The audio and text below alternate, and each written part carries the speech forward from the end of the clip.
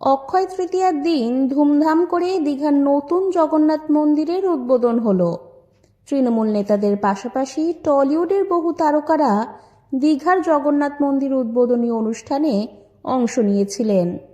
এতদিন বাংলার মানুষকে জগন্নাথ দেবের দর্শনের জন্য পাড়ি দিতে হতো পুরীতে, তবে এবার সেই দেবতাকে পাওয়া যাবে দীঘাতেই। এই নতুন মন্দির উদ্বোধনের পর থেকেই সোশ্যাল মিডিয়ায় ছড়িয়ে পড়েছে একটি ব্যঙ্গাত্মক মিম। আমাদের কোনো শাখা নেই, পুরীর জগন্নাথ মন্দির। টলিউডের বর্ষিয়ান অভিনেত্রী তথা পরিচালক মানসী সিনহারও খানিক একই মত। দীঘার মন্দিরের সঙ্গে পুরীর জগন্নাথ দেবের মন্দিরের তুলনা করে রীতিমতো ক্ষোভ প্রকাশ করেছেন মানসী। তিনি সংবাদ মাধ্যমকে জানান, জগন্নাথকে নিয়ে কত ইতিহাস, কত মহিমা। তিনি পুরীতেই তো আসল, চারধামের একটি পুরীর মন্দির।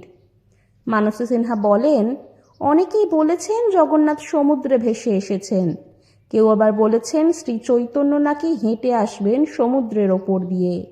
এগুলো কি আর কি হচ্ছে? আমি রীতিমতো অবাক। শ্রী চৈতন্য মহাপ্রভু ঈশ্বর প্রেমে জগন্নাথ জগন্নাথ করতে সমুদ্রে বিলীন হয়ে গিয়েছিলেন। তার সঙ্গে পুরীর যে সম্পর্ক, তা কি কখনো ভোলা যায়? সমুদ্রে নাকি প্রভু জগন্নাথ ভেসে এসেছেন। এগুলো তো ধর্মের নামে চ্যাংড়ামি। এগুলো একদম সহ্য করা যায় না। তিনি আরও স্পষ্ট করে জানান, তার কাছে জগন্নাথ দেবের মাহাত্ম্য পুরীতেই, আর দীঘা মানে শুধুই সমুদ্র।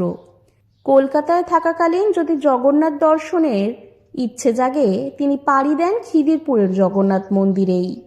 এদিকে অক্ষয় তৃতীয়ার দিন দীঘার মন্দির উদ্বোধনের পরই ইঙ্গিতবাহী ফেসবুক পোস্ট করেন অভিনেতা ঋত্বিক চক্রবর্তী।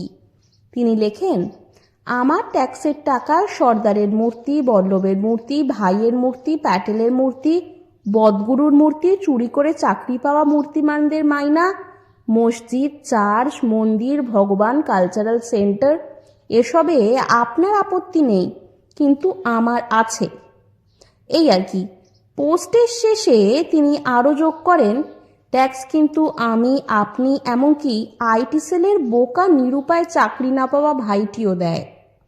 অভিনেতা ঋত্বিক চক্রবর্তীর পোস্টে অনেকেই তার সাথে সহমত হয়েছেন।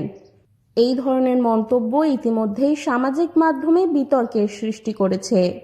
দীঘার মন্দির উদ্বোধন যেমন ধর্মীয় আবেগ জাগিয়েছে, তেমনই প্রশ্ন তুলেছে ধর্ম আর রাজনীতির যোগ নিয়ে।